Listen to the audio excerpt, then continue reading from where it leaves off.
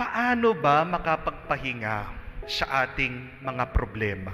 Binibigyan tayo ng payo ng ating Panginoon. Dalawa lang pong bagay. Una, ang sinabi ng ating Panginoon, lumayo kayo. Let us go away by ourselves to a silent place, to a peaceful place.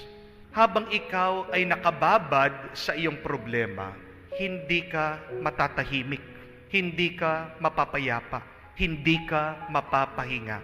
We must learn to separate ourselves from our problems and find our quiet place and find our peaceful, silent place. Kaya napakahalaga po, no? Kahit isang oras lang sa linggo, pumasok ka sa simbahan. The church should be our quiet place. Dapat tahimik. Kasi ito yung panahon mo para nilalayo mo muna yung iyong sarili para buuin mo ang iyong sarili. Pag ikaw kasi ay humaharap sa mga problema, di ba?